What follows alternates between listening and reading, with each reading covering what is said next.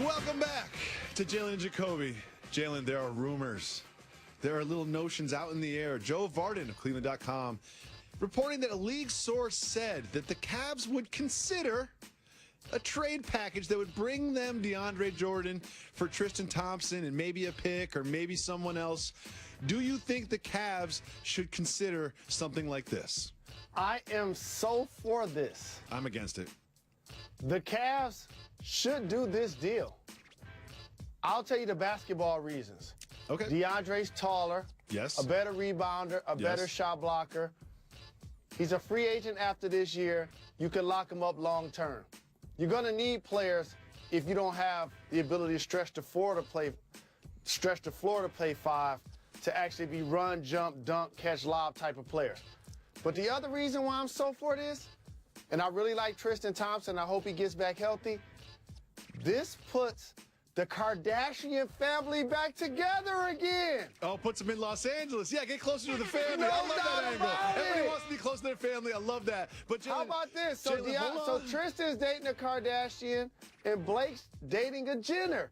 It's only right. I do like that. However, let me give you some basketball reasons why I don't think they should do this. If they're going to win the championship, who are they likely going to face in the finals? The Golden State Warriors. In the final 6 minutes of every finals game, you cannot put DeAndre Jordan on the floor. Not just for free throw shooting. Imagine he puts on some virtual reality goggles like Andre Drummond and turns that around. He can't switch on to anybody. And that's what happens in the finals. Like, I think it would be great for the regular season, this move, but in the finals, I just feel like they would find ways to isolate him, get him on the perimeter, get fouls on him, and it would just be a mess. And then he'd end up sitting on the bench, and Kevin Love would be playing center, and it wouldn't really work. That's why I wouldn't do this. I disagree. Let me teach you something, young man. Let's move on to another topic. I don't want to hear from you. The goal is to be able to play multiple styles. So you mean to tell me when they play against those same teams, is Tristan Thompson going to be in the game? Yes, Tristan Thompson can switch on. We've seen it. We have 2 years of data of Tristan Thompson playing pretty good defense and terrible offense against that very same Warriors team.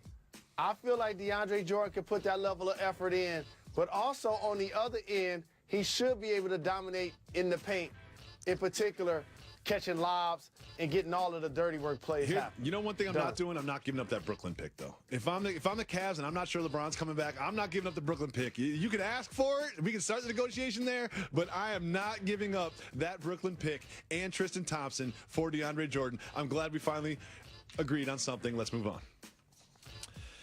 So, Fizdale got fired.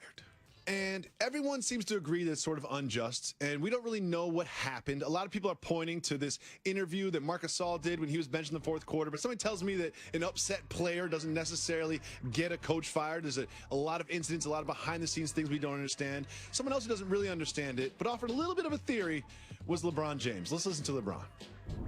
I don't know the details of it because I'm not around, but I know the type of coach Fizz is. I know how players relate to him, and I know what he stands for. And he don't stand for no. Maybe that's what it was. Maybe that's what it was because he ain't gonna kiss nobody. I know that. Jalen, can I read way too much into this because I'm a media member? Absolutely. Okay, great.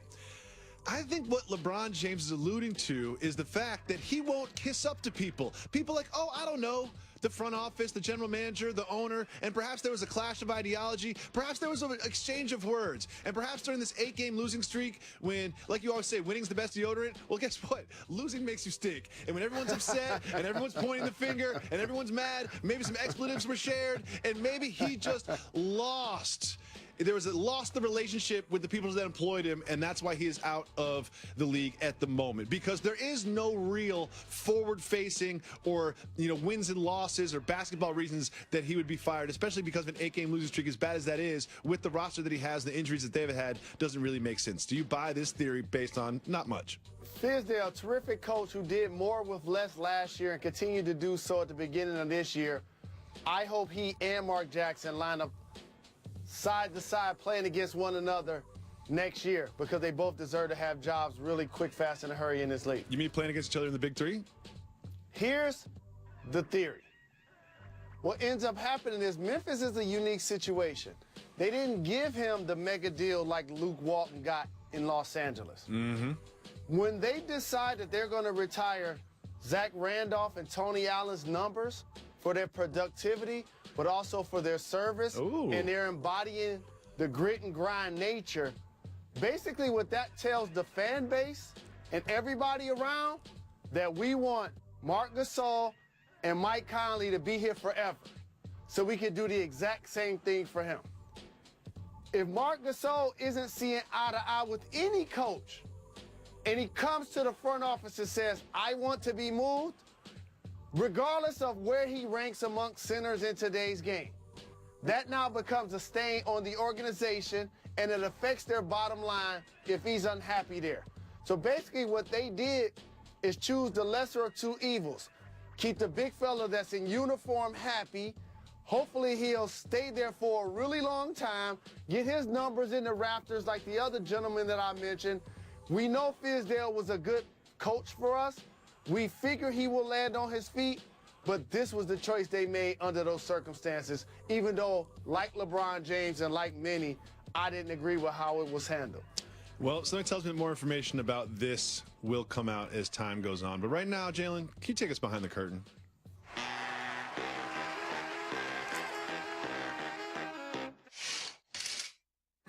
A fan recently posted this video of his son or one of his family members filmed this of him just trying to get Steph Curry's attention. We've all seen this by now. He's got a jersey. He's trying to get Steph's attention. He loves you, Steph. I love you, Steph. Steph is looking his direction within earshot, must have heard him, but did not acknowledge him or grant his request for an autograph. This has somehow turned into a controversial thing. Ayesha Curry's weighed in.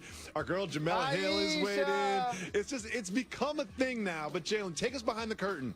What is going through Steph Curry's head as this happens? A couple of things.